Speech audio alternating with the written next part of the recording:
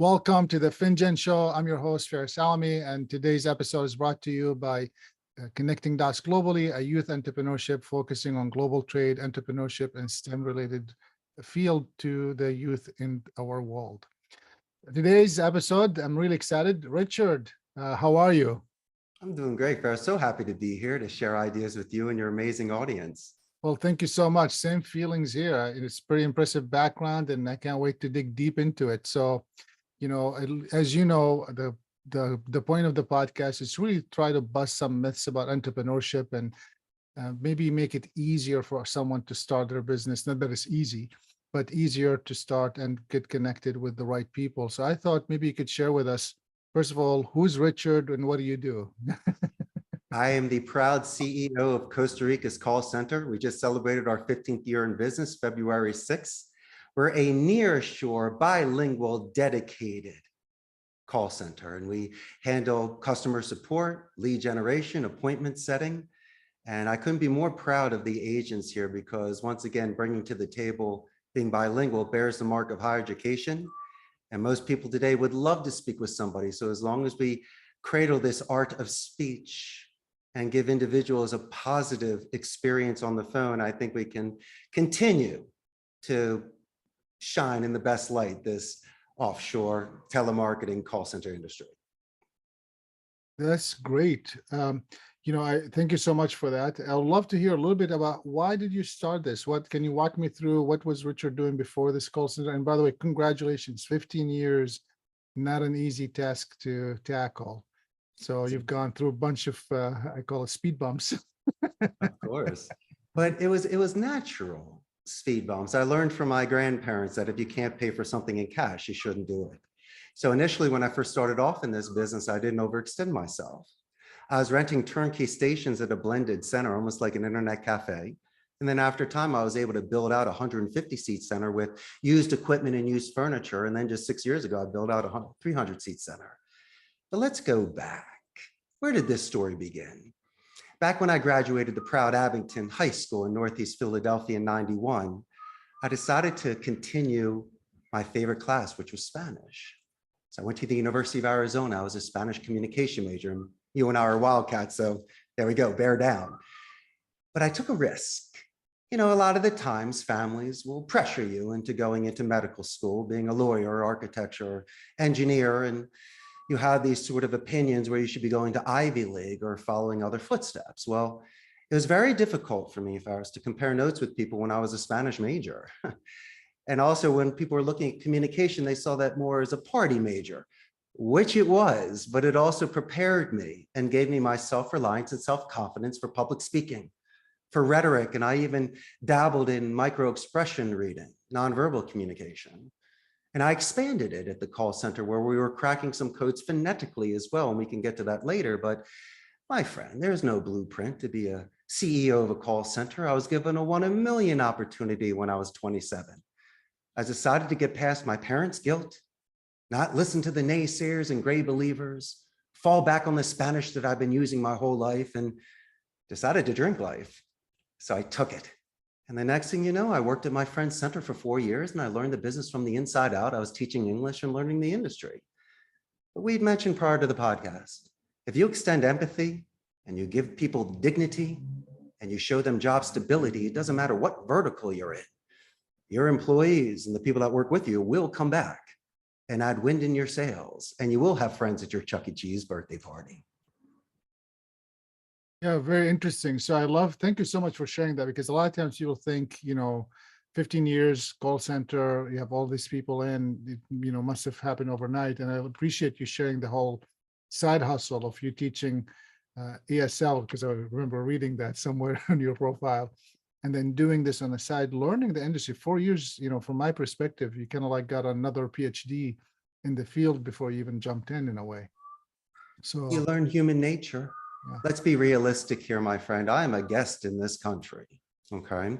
So I'm the trunk of the tree. I needed branches and roots. I had to hire chief technical officers, human resources directors, attorneys, accountants.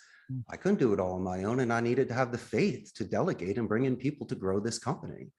And I would much prefer to have somebody with skills that are new that I can mold them, and bringing in some 10-year hotshot that might be a cancer and jump from the call center. So it's very delicate, this sort of company culture that we have here and this sort of synergy. So we're extremely selective, not only of the clients, but also of the agents that enter the center.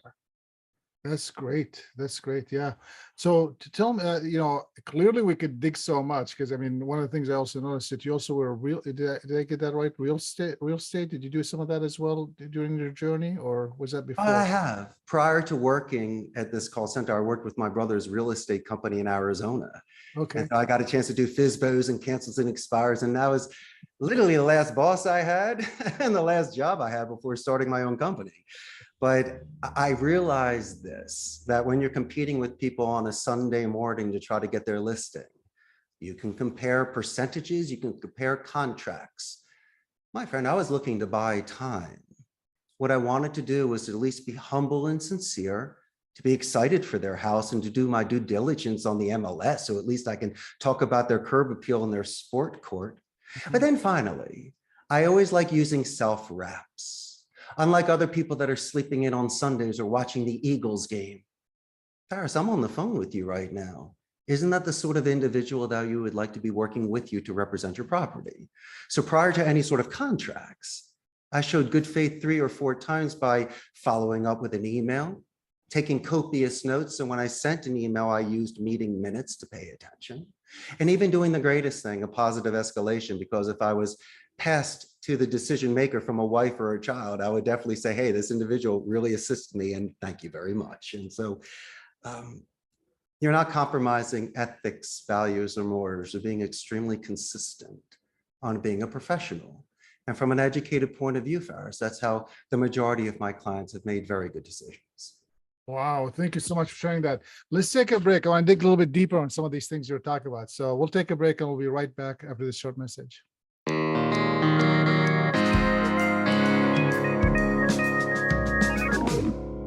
Welcome back, everyone. Thank you so much for being with us. This is Faris Alami. I'm your host of the Finjan Show. And today we have Richard Blank, and I'm excited to hear more about his story. Richard, when you started talking about your whole concept of follow-up and, calls and thanking the people that passed you through, it sounded like you took a page out of my Power of 7 book, which is, I'm always humbled to hear that, because whenever people say, these are all new ideas, also I don't really have any new ideas in the book. It's all the proven, techniques that really great people were able to do over and over and over, and just simplifying it. And you just did a great job simplifying, saying these 3 or 4 steps that you did, calling them, creating a report with them, and building, a relationship. Let me give you some more special sauce. Yeah, please, go ahead. Prior to even that sort of charming conversation that I was just sharing, you need to at least set the pace and set the tone. My suggestion, if you're making any sort of prospect outbound phone calls, you should use your anonymity, not for the whole call, that's shady. But I think in the beginning, you should do a company name spike. Hey, how's the Finjan Show doing today? I'm not asking how you're doing. I'm asking how your company's doing. Plus, Faris, I said it better than the person who answered your call. So it reduces an ego defense. It makes me sound like a mystery shopper, someone that's been there before. And then they're going to ask me a question is, hey, you sound like a nice guy. Who are you? And then I use the buffer boomerang technique.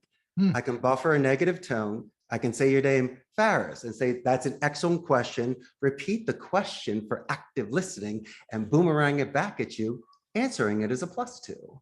And so these are the sort of techniques that give you balance and structure, where you can concentrate on 30-second segments of communication to reset tones.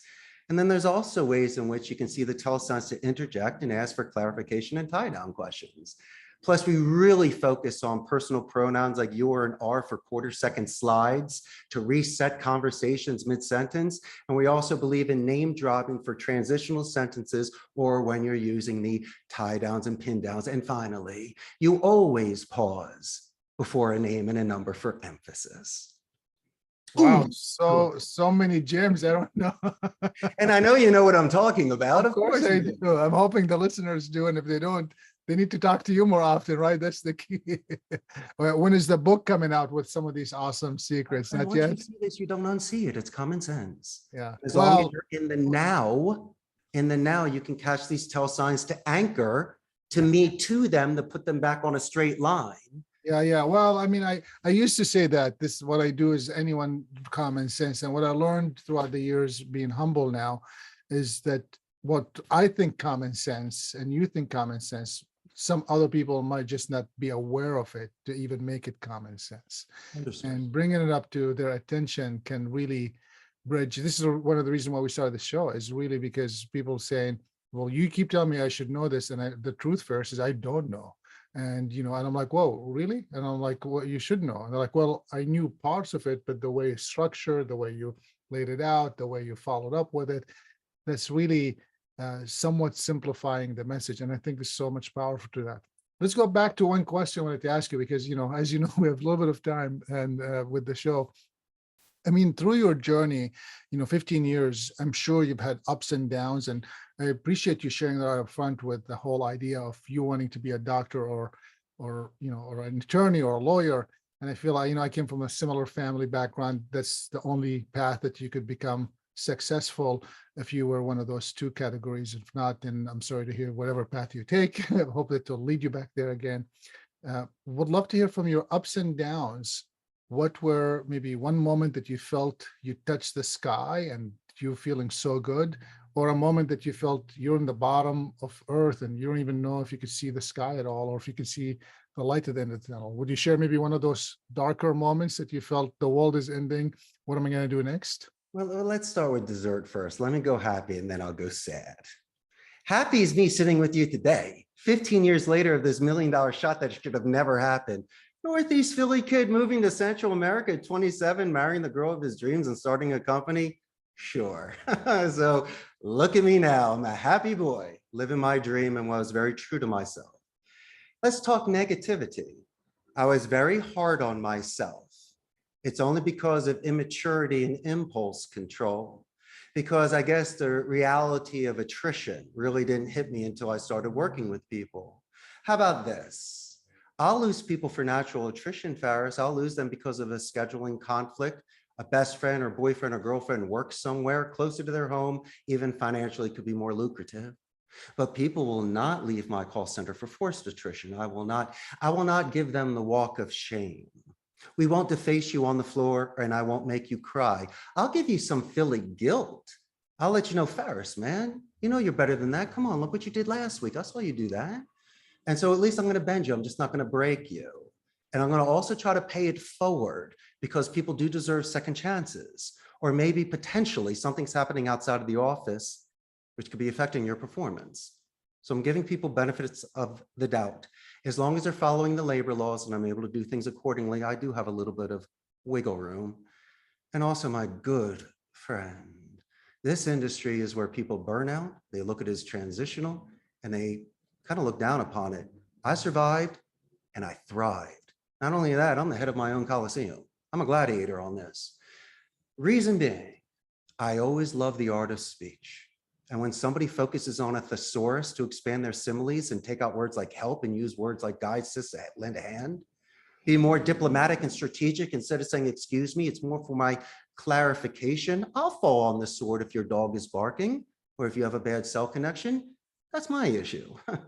And I'll always find ways to use the military alphabet just to confirm how you spell your name. And it's wonderful to pronounce exotic names perfectly. And a lot of the times, especially in the Middle East and Asia, they'll go, Richard, you're the first person to actually pronounce it correctly or took the time. That's our pleasure. And as long as we can, once again, create that circle where they're not compromising ethics and they have a wonderful relationship with me, playing pinball machines and breaking bread, and I can walk the rows and assist them in their career, then guess what? I've done my job. That's great. So I'm curious, with those moments that you might have felt the world is ending, at least at your company, because I mean, it sounded like you had, you had to start from wherever you had. And as you were building it up, what motivated you to keep going? Oh, I'm sorry. Sorry about that. It's very easy. Yeah, go ahead. Leaving a castle to slay a dragon, to save a princess and be a prince. I always wanted a fantasy life. Okay. And even living this for one day, I could look in the mirror and still respect myself for the fact that I was true to myself. And the fact that I had this run Why do you think that I jump clouds every day? Even if somebody hangs up on me after 30 seconds by doing a company name spike, saying your name in a positive escalation before being transferred, we consider those romantic deaths. At least I said your name 3 times before you hung up on me. And so as long as I can see the beauty in what we do, as long as I can smile every day, I can feel comfortable enough that I've invested my time in my life, in my career correctly. And I can live with that. And so that's a beautiful thing if you can make your bed in the morning and look at yourself in the mirror and put your shoulders back at the end of the day. It's, you know, gold and jewels, they lose their luster, Faris. It's really not about the money. Do you want to count money? Fine, let's do it. But why don't we talk about all the families we fed? Why don't we talk about all the mothers and grandmothers we made proud? And when we look back at ourselves in our lives, we really did have that special vision quest, that spiritual life journey. We believed in our intuition. That to me is the greatest gift you could give yourself. Thank you, Richard. Clearly, we could keep here all day, but I want to be respectful of you and your time.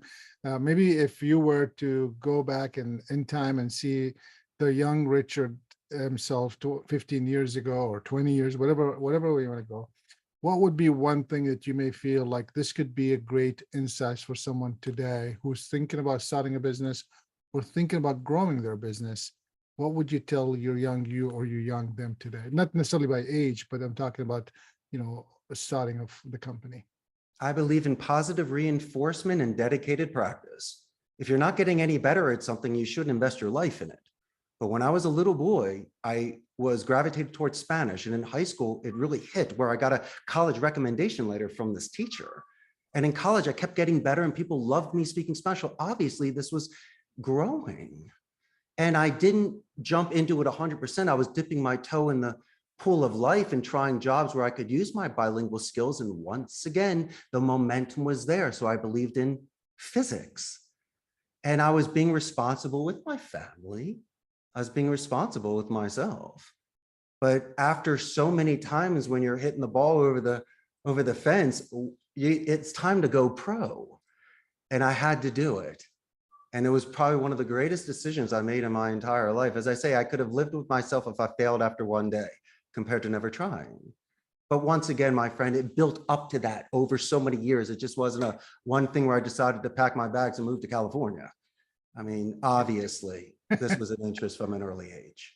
Yeah, sure. No, thank you so much for sharing that. And I appreciate you sharing the insights of your journey because, you know, hopefully those, you know, insights could inspire others to look inside and see what they could do with what, you know, one of the things I always talk about, start where you are with what you have. Right. And, you know, then you, as you did looking around, this is something, a gift to you with the language that you're able to take it and run. And as you stated, you could have run any different way you wanted to. You could have been a teacher, you could have been a professor, you could have been a translator, I mean, there's so many ways, but you find your calling through the call center, right? And it is the most lucrative. Let's be realistic here. I don't know. So thank you so much for being with us. Thanks for making the time, Richard. Until the next show, I'm your host, Faris Alami. Thank you for being with us at the Finjan Show.